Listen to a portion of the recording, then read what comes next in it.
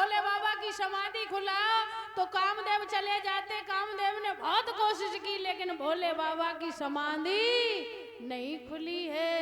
आज भोले बाबा की उस निठुरता को देख करके भक्तों कामदेव को बड़ा ही क्रोध आया है। भोले बाबा की निठुरता देखकर तो हुआ क्या,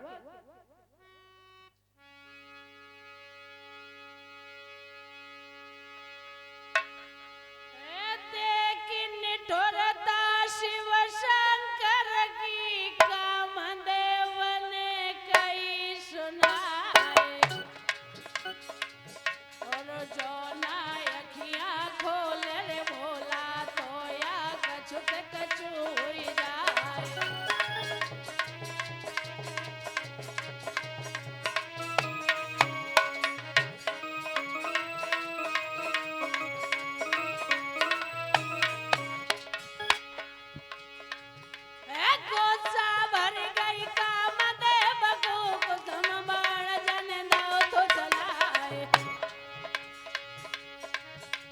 कुसुम बाण जन धर की मारो शिव की छाती लगो समाए।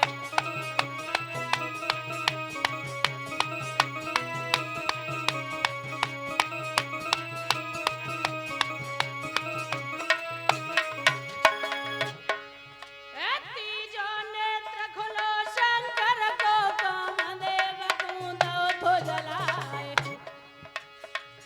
और आहाकार मचायो रत ने शिव के चरण गिरिति बहराए।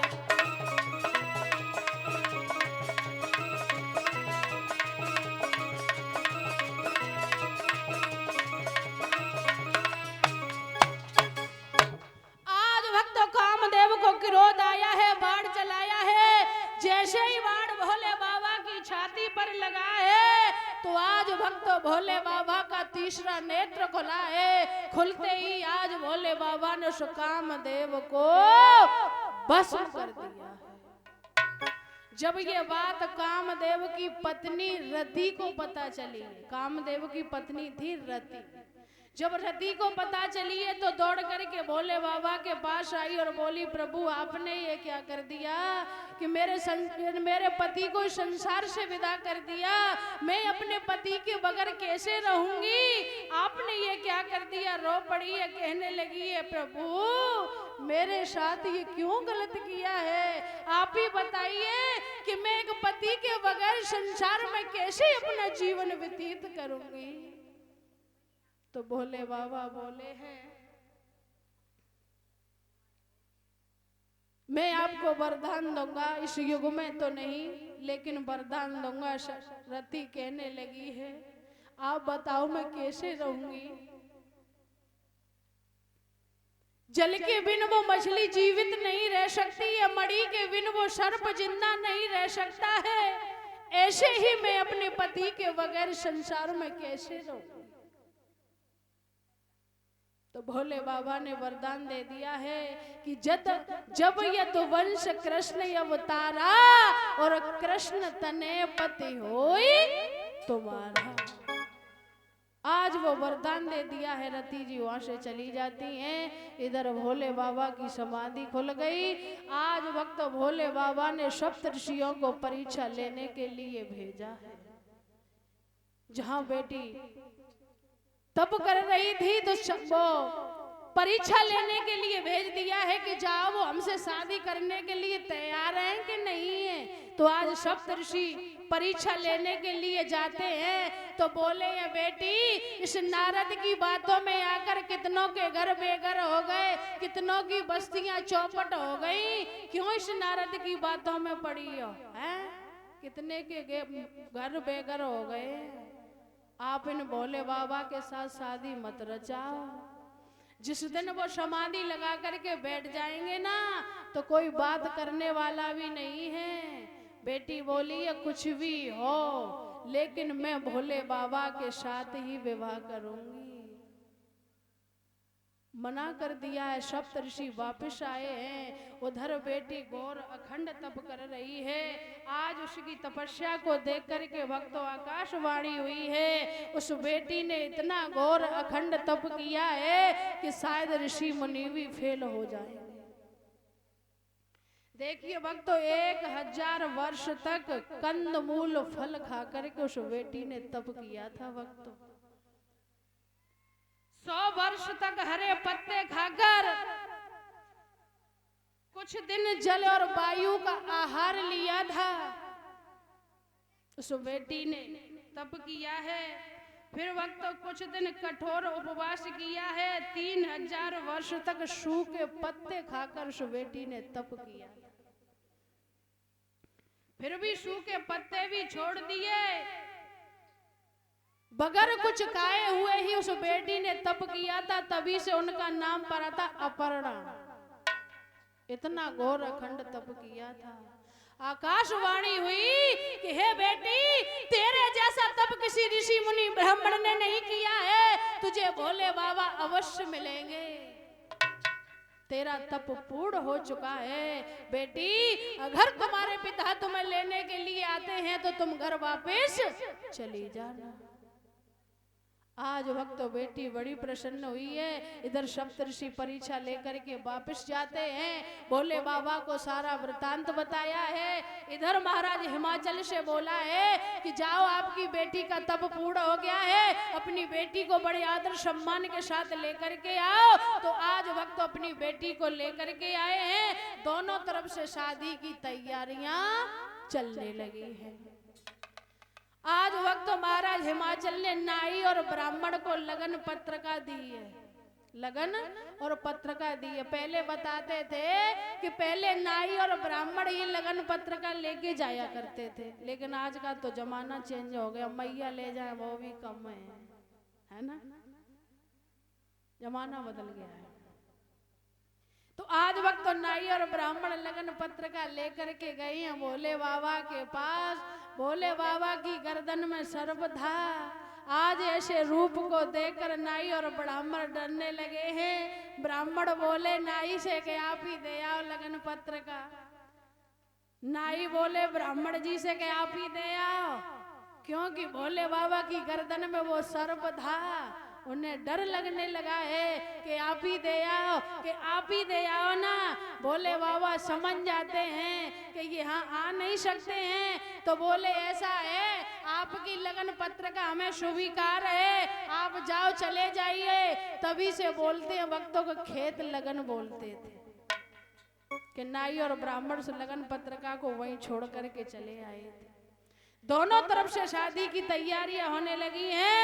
इधर देवता लोग भोले बाबा को दूल्हा बनाने लगे हैं। तो किस प्रकार दूल्हा बनाने लगे हैं मेरी मैया, साथ में गुनगुनाएंगे, ठीक है।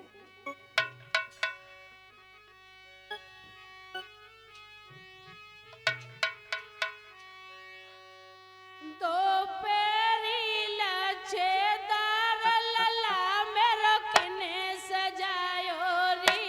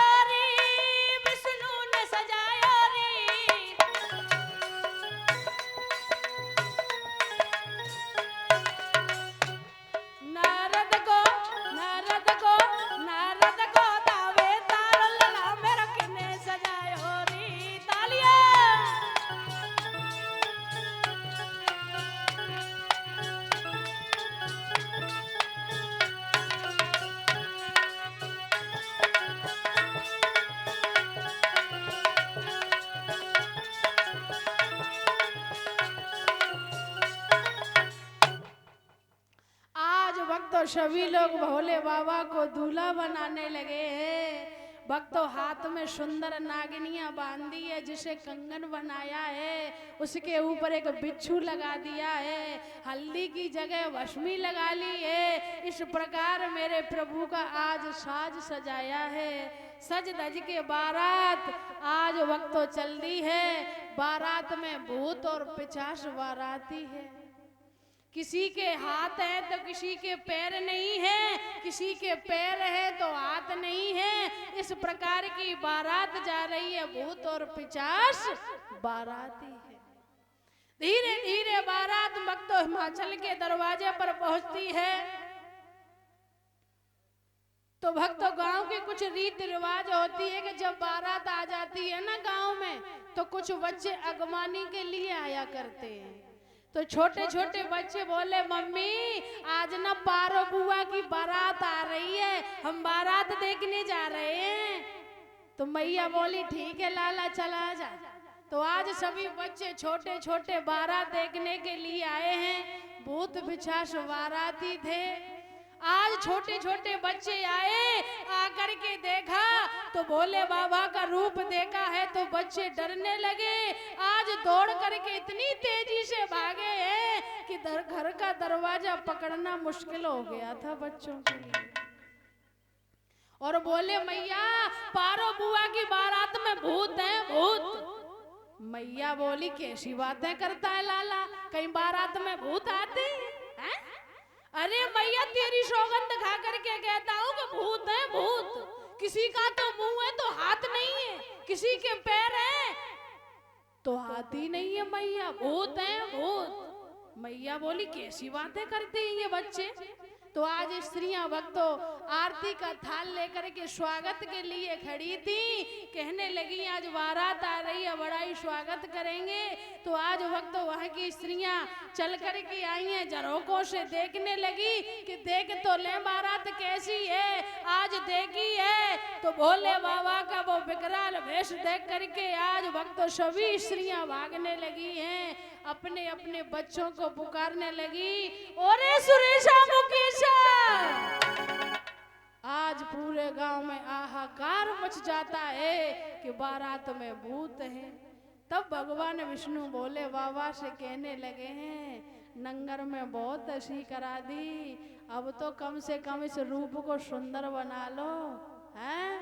सारे गांव में हाहाकार मच रहा है, अब तो रूप सुंदर बना लो। तब मेरे भोले बाबा ने अपना रूप सुंदर बनाया है। इतना सुंदर रूप बनाया है कि आज वहां की स्त्रियां चकोर बन जाती हैं, भोले बाबा की छवि को निहारने लगी हैं। इस प्रकार भक्तों आज महाराज हिमाचल और मैया मैनावती ने अपनी बेटी का विवाह भोले बाबा के साथ किया है। विवाह होने के बाद भक्तों भोले बाबा मैया को लेकर कैलाश पर्वत पर आ जाते हैं। बोलिए गोविंद भगवान की।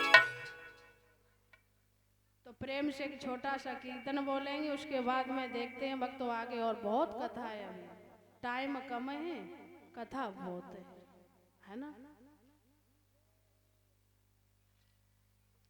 तो सभी मेरी माताएं बहनें परमात्मा के कीर्तन बोलेंगे हैं।